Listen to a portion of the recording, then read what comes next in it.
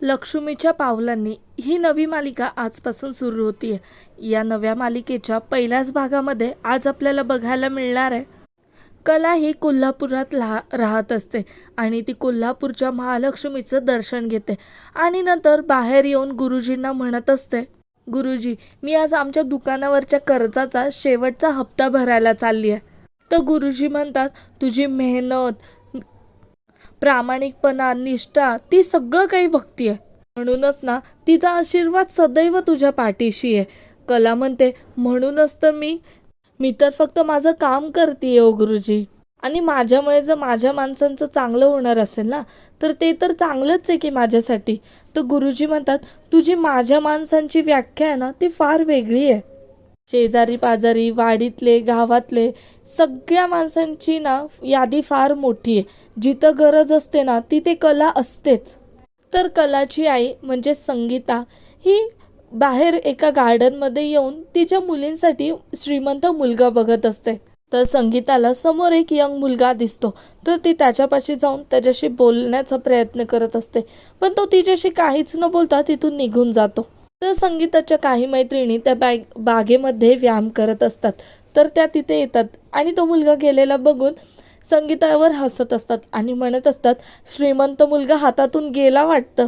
संगीताची एक मैत्रीण म्हणते, अगं ये संगी, लोक त्यांची मुलं का म्हणून देतील तुझ्यासारख्याच्या पोरींना.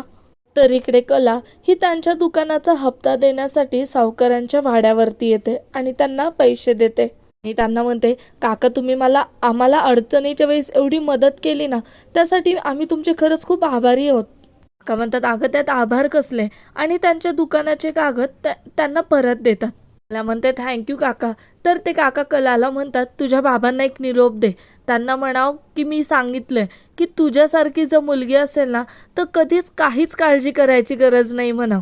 अगं, भल्या भल्यांना जे जमत नाही ना, ते तू करून दाखवलेस. तुमच्या दुकानावरचं कर्ज तू एकटीने मिटवलंयस. तर कला त्यांना थँक्यू म्हणते आणि तिथून जायला निघते. इकडे संगीता तिच्या मैत्रिणींना म्हणत असते, मला आणि माझ्या पोरींना बघून लयच पोटात दुखतंय का तुमच्या. पण तुम्ही लक्षात ठेवा, एकदा का मला श्रीमंत जावई मिळाला ना, मग बघा तुमची कशी रांगोटी होती येते. त्यातली एक बाई म्हणते, संगीता तू काय पण म्हण, पण श्रीमंती ना ही श्रीमंतीकडेच वाहते.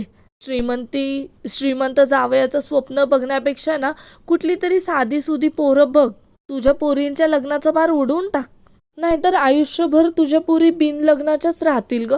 तर ते ऐकून संगीताला फार राग येतो आणि त्यांना बडबड करू लागतात आणि म्हणते, माझ्या पोरी कशाला बिन लग्नाच्या राहतील, लाखात एक आहेत माझ्या पोरी, आणि त्यांच्या पाठीशी आई अंबाबाईचा आशीर्वाद आहे. तर इकडे कलाच्या घरी कलाचे बाबा काहीतरी काम करत असतात. तितक्यात कला घरी येते आणि म्हणते, बाबा, मला तुम्हाला काहीतरी सांगायचं आहे. कलाचे बाबा कलाकडे एकटक बघत असतात. कला म्हणते, काय झालं बाबा, असे का बघताय. तर बाबा म्हणतात, आज काहीतरी ना वेगळंच तेज दिसतंय मला तुझ्या चेहऱ्यावर. कला म्हणते, हे ना तुमचं नेहमीच आहे बाबा, आणि मला माहिती आहे तुमचं सगळ्यात जास्त प्रेम ना माझ्यावरच आहे. तर बाबा बोलतात, माझी नजर जरी कमजोर झाली असेल ना, तरी तुझ्या चेहऱ्यावरची रेग आणि रेग समजते मला. तुझ्या डोळ्यात मला तुझं मन दिसतं. बर, आणि तू काहीतरी सांगत सुद्धा होतीस ना मला. तर कला अंबाबाईचा प्रसाद बाबांना देते आणि त्यांच्या दुकानाचे कागदपत्र सुद्धा देते. त्यांना म्हणते, बाबा, आज आपल्या दुकानावरचं सगळं कर्ज फिटलं. बाबा फार आनंदी होतात आणि त्यांना आनंदाश्रू येतात. तर कला म्हणते, बाबा, आता तुम्ही रडू नका, आता आपले दुःखाचे दिवस संपले. बाबा इमोशनल होऊनच म्हणत असतात, कला, तू कधी एवढी मोठी झालीस ग. मला दुकानावरचं कर्ज कसं फेडायचं ना, या काळजीने झोप सुद्धा लागत नव्हती. तू बापाच्या काळजीचं सगळं ओझं स्वतःच्या पाठीवरती घेतलं आणि सगळं कर्ज तू एकटीनेच फेडलं. तर इकडे संगीता तिच्या मैत्रिणींना तिच्या मुलींबद्दल सांगत असते आणि म्हणत असते, एखाद्या राजकन्येला सुद्धा लाजवतील ना, अशा आहेत माझ्या पोरी जगात भारी आहेत. संगीताच्या मैत्रिणी म्हणतात, अगं, तू एवढी चुरू बोलतेस, तर मग जा आणि त्या चांदेकरांच्या पोरांसोबत तुमची सोयरीक जुळवून दाखवा. तर संगीता म्हणते, चांदेकर? कोण चांदेकर? संगीताची मैत्रीण म्हणते, अगं, चांदेकर म्हणजे ते सोनं चांदी हिरेवाले चांदेकर. तर इकडे चांदेकरांच्या वाड्यावरच्या देवीला 100 वर्ष पूर्ण झालेली असतात, तर त्याची पूजा असते. पण या पूजेमध्ये पासशिवाय कोणालाच एंट्री नसते आणि त्या पूजेची सगळी जबाबदारी अद्वैत चांदेकर यांनी घेतलेली असते. तर इकडे कला तिच्या बाबांना सांगत असते, कोल्हापुरामध्ये ना सगळ्यात मोठं आपलं दुकान असायला पाहिजे आणि त्या दुकानामध्ये ना सगळ्यात सुंदर अशी वस्तू आपल्याच दुकानात मिळायला हवी ना, असं माझं स्वप्न आहे, असं सांगत असते. बाबा बोलतात, कला तू ज्याला हात लावशील ना त्याचं सोनं होणार, म्हणून तर मी तुझं नाव कला ठेवलंय ना. आणि माझे डोळे जर चांगले असते ना तर मी सुद्धा तुझ्यासोबत दुकानात काम केलं असतं. म्हणते, हो आता तरी कुठे शांत बसलायत तुम्ही, जी मिसळ सुरू केलंय की, आणि ती सुद्धा पेटेत किती गाजतीये. बाबा म्हणतात, हो मग पोरींचा बाप आहे मी आणि मला माझ्या पोरींचे हात पिवळे करायचेत, मग तोपर्यंत कसं काय शांत बसणार आहे मी. म्हणते, शी झाली का बाबा तुमची सुरुवात. बाबा मी तुम्हाला किती वेळा सांगितलंय मला हे लग्न बिग्न काही करायचं नाहीये. बाबा मनातच म्हणत असतात, लगीन म्हटलं की ही पोरगी लगेच विषय बदलतेस, पण आई अंबेबाई तू तर सगळंच जाणतेस. तूच बघ माझ्या या लेकीकडे, श्रीमंत जरी नसलं ना तरी सुद्धा चालेल, पण तिच्या गुणांना समजून घेईल ना असं सासर मिळू द्यात तिला. तर इकडे अद्वैत देवीसाठी दागिन्यांची निवड करत असतो आणि म्हणत असतो, दागिने एकदम परफेक्ट हवेत, कोणतीच वस्तू परफेक्ट असल्याशिवाय ना माझ्या समोर सुद्धा आणायची नाही. इकडे संगीताच्या मैत्रिणी संगीताला म्हणत असतात, त्या चांदेकरांची पोरं कसली रुबाबात असतात माहितीये का, त्यांचा फोटो पण आहे माझ्याकडे. तर संगीता लगेच तिच्या हातातून मोबाईल घेते आणि त्या तिन्ही मुलांचा फोटो बघते. तर संगीता तो फोटो बघून एकदम खुश होते आणि म्हणते, वा चांदेकरांची 3 पोरं आणि माझ्या 3 पोरी या जगात भारी. त्याची मैत्रीण म्हणते, अगं त्यांच्या घरी जायला लागतो पास, आणि पास जर नसेल ना तर मुंगी सुद्धा आत नाही जाऊ शकत. आणि संगीत तुला कोण देणार आहे तिथे पास.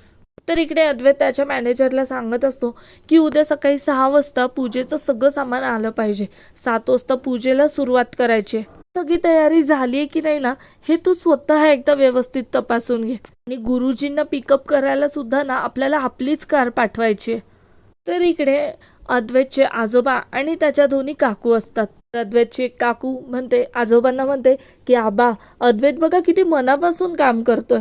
तर त्याचे आजोबा बोलतात की अद्वैत आणि त्याची आई सरोज या दोघांना सुद्धा काम म्हटलं की दुसरं काही दिसतं का. तर अद्वैतची दुसरी काकू म्हणत असते, पण आजकाल फक्त काम करून चालतं का, काम करून स्वतःला हायलाइट करावं लागतं आणि तरच डॅडचं ॲप्रिशिएशन मिळतं. आबा म्हणतात, काम तर सगळेच करतात, पण काम करण्याची पद्धत आहे ना हे माणसाचा वेगळेपणा ठरवतात. इतक्या सरोज तिथे ते. तर आबा बोलतात, काय ग तू कुठे होतीस. तर सरोज म्हणते, अहो जरा आपले अकाउंट्स चेक करत होते, पुढचे 3 दिवस आपल्या सगळ्या पेढ्या बंद असणार आहेत ना, म्हणूनच जरा लक्ष घालत होते. तर आबा अद्वैतकडे बघत म्हणतात, हे बघ तुझा मुलगा, त्याला सुद्धा कामापलीकडे ना काहीच दिसत नाही.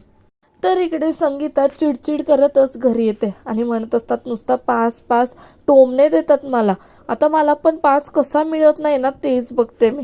नुसते मला टोमणे देतात ना, आता या एकेकीला दाखवतेच. तर नाही माझ्या लेकीचं श्रीमंताशी लगीन लावून दिलं ना मग दाखवते. तर कला म्हणते, आई काय झालं, का चिडचिड करतेस. कलाचे बाबा म्हणतात, संगीत तू कशा पाहिजे त्या बायकांच्या नादी लागतेस. तर संगीता म्हणते, मी नादी लागते का त्यांच्या. अहो 3 पोरी आहेत आणि 3 पोरींच्या लग्नाचं टेन्शन काय असतं ना हे आई झाल्याशिवाय तुम्हाला सुद्धा कळणार नाही. आणि त्यात माझ्या 3 बी लेकी आहेत ना रूपाने एकदम देखण्या आहेत, त्या घाबरतात मला श्रीमंत जावई मिळेल म्हणून. कला म्हणते, आई तू शांत हो, आणि काय टोमणे मारले त्यांनी तुला. तर संगीता म्हणते, त्या बायका मला म्हणत होत्या की चांदेकरांकडे पूजेला जाऊन दाखव, की त्यांचं पूजेचा पास मिळवून दाखव. तर मी बी त्यांना म्हटले की मी पूजेला बी जाणार, पास बी मिळवणार आणि माझ्या 3 पोरींची सोयरीक बी जुळवणार. त्या म्हणते, अगं आई काही काय बोलतेस तू. तर संगीता बोलते, काही नाही बोलते, शब्द आहे या संगीताचा. तर इकडे अद्वैत आजोबांजवळ येतो आणि म्हणतो, आबा तुम्ही काहीच काळजी करू नका, सगळं आपण जसं प्लॅन केलंय ना तसंच होणार, सगळं एकदम परफेक्ट होईल. तर आबा बोलतात, खात्री आहे मला, मी तुझ्या खांद्यावर जबाबदारी दिली आहे ना त्यामुळे मला आता काहीच टेन्शन नाहीये. अख्खं कोल्हापूरच दिपवून टाकणार आहे तू, याबद्दल ना मला काहीच म्हणायचं नाहीये. पूजा उद्यावर आली म्हणूनच म्हणलं कामात असलेल्या माझ्या नातवांना भेटून येऊयात. तर काकू म्हणते, मी तेच म्हणते सोहम कुठे आहे. सॉरी, मी विसरले. चित्र काढत बसला असेल ना तो. बाकी कुठे काही हो, पण तो त्याचं चित्र काढत बसतो. काका तिथे येतात आणि म्हणतात, रोहिणी, माझा सोहम इथे नाहीये म्हणून त्याच्या पाठीमागे तू काहीही बोलशील का? आणि अद्वैत जर इथे नसता तर तू त्याच्याबद्दलही बोलली असतीस. पण मला सांग, तुझा राहुल कुठे आहे? कालपासून दिसलाच नाहीये. तर अद्वैत त्यांना म्हणतो, काका काल रात्री उशिरापर्यंत राहुल माझ्यासोबतच होता, म्हणूनच मीच त्याला म्हटलं की आज जरा उशिरा जॉईन कर. काय ना, आज एकदा का कामं सुरू झाली ना, मग नंतर जराही वेळ मिळणार नाही. तर इकडे संगीता म्हणत असते, मी पूजेला गेले ना तर मी माझ्या तिन्ही सुद्धा लेकींना बरोबर घेऊन जाणार. त्या चांदेकरांच्या एखाद्या तरी पोराची नजर माझ्या पोरीवरती पडेल. नजर फक्त माझ्या नैनीवर पडायची खोटी. नैनीवर जर नजर पडली ना तर तो पोरगा माझ्या नैनीच्या प्रेमातच पडेल. नैनी म्हणजे अगदी माझी सावलीच आहे. आणि मग बघा, चांदेकरांची उरलेली 2 पोरं सुद्धा माझ्या बाकीच्या 2 पोरींचे कसे हात मागायला येतात ते. ऐका नाही माझ्या आयडियाची कल्पना. तर आत नैनी झोपलेली असते आणि म्हणत असते, सकाळी सकाळी किती बडबड करते ग मम्मी. तर बाबा म्हणतात, तू जिच्यासाठी स्वप्न बघतीस ना ती तुझी सोनपरी बघ आतमध्ये कशी घोरत पडली आहे. कलाची आई म्हणते, ह्यांच्याशी बोलणं म्हणजे विहिरीला फुटकी कळशी लावल्यासारखं आहे. एकदा फक्त मला पास मिळू देत, मग माझी सगळी स्वप्न पूर्ण होतील. त्या आई मी काय म्हणते, आपण कशाला या असल्या भलत्या गोष्टींमध्ये पडायचं. तर आई म्हणते, तू गप्प बस ग, मला हा पास पाहिजे म्हणजे पाहिजेलच. तर इकडे राहुल फोनवरती बोलत असतो. तर रोहिणी त्याला बोलवून घेते. राहुल सगळ्यांना बोलतो की आता काय कामं करायची आहेत ना ती मला सांगा, मी आलोय ना मी लगेच करतो. तर रागिनी सरोजला बोलते, अगं वहिनी, तुझा नवरा म्हणजे माझा दादा कुठे? घराचा मोठा मुलगा आहे ना तो, त्याने आता इथे असायला हवं. बोलतात, येणार, सगळी मोठी माणसं येणार आहेत, काळजी नको करू. आबा म्हणतात, माझा धाकटा नाटू सोहम कुठे आहे? तर अद्वैत तिकडे बोट दाखवतो आणि म्हणतो, हे बघा तिकडे. तर तिकडे सोहम रंगांचं काम करत असतो आणि त्या माणसांना म्हणत असतो, रंगांची ना मजा खूप वेगळी असते, म्हणून मला रंगात खेळायला फार आवडतं. तर इकडे संगीता नैनीला फेस पॅक बनवून तो लावायला देते. तर नैनी म्हणत असते, मम्मी, पासच नाही मिळाले तर संपलं ना ग सगळं. आणि समजा पासेस जरी मिळाले तर आपण हे काय असे जुने कपडे घालून जाणार आहे का? मला म्हणते, काही गरज नाहीये जायची. त्या चांदेकरांसारख्या श्रीमंतीचा माज असणाऱ्या लोकांना ना एवढा भाव द्यायची काही सुद्धा गरज नाहीये. आणि ताई, तूच जरा विचार कर ना, त्यांना जर आपल्यासारख्या सर्वसामान्य माणसांना जर बोलवायचं असतं तर त्यांनी हे पास बीसचं नाटक केलंच नसतं ना. नुसतं आम्ही कसे महान आणि बाकीचे कसे लहान एवढंच दाखवायचं असतं या श्रीमंत लोकांना. बाकी काही येतं का त्यांना?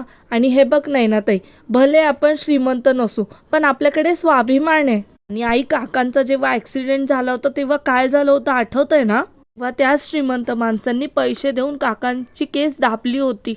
आणि त्यातून त्याचं काही नाही गेलं ग. तो असेल कुठेतरी खुशाल मस्त त्याचं आयुष्य जगत, पण त्यामध्ये आपल्या काकाला त्याचं आयुष्य गमवावं लागलं. हे मी कधीच विसरू शकत नाही आई. ही श्रीमंत माणसं ना अशीच असतात. त्यांना लोकांच्या ना जीवाची किंमत आहे ना मनाची. तर इकडे अद्वैतच्या घरातले सगळेजण मूर्ती बघण्यासाठी येतात आणि देवीची मूर्ती बघितल्यानंतर आबा फार चिडतात आणि सगळे ढोल ताशे वाजत असतात ते थांबवायला सांगतात. इकडे कला तिच्या आईला म्हणत असते, ते चांदेकर कोण आहेत ठरवणारे की देवी आईचं दर्शन कोण घेणार आणि कोण नाही? आणि आई, आपल्या कोल्हापुरामध्ये ना अंबाबाईचं दर्शन घेण्यासाठी अख्ख्या जगभरातून माणसं येतात आणि तिथे कुठे पास लागतो ग? आई म्हणते, तू का चिडचिड करतेस? तू जरा शांत बस की. चांदेकरांकडे देवी आई बसती ना, मग त्यांनी ठरवायचं त्यांनी कोणाला बोलवायचं कोणाला नाही बोलवायचं, ते आपण कोण आहे ठरवणार आहे? मला म्हणते, आई मग मी सुद्धा तेच तर म्हणतीये ना, सगळ्या कोल्हापुरांकडनंच तर चांदेकरांना मिळालेला मान आहे ना तो. सगळ्या गावकऱ्यांची देवी आईच्या मूर्तीशी श्रद्धा जोडली गेलीये ग. दरवर्षी देवी आईकडे नवस घालण्यासाठी, तिला साकडं घालण्यासाठी, तिच्या समोर आपलं गाऱ्हाणं गाण्यासाठी सगळे गावकरी जमा होतात.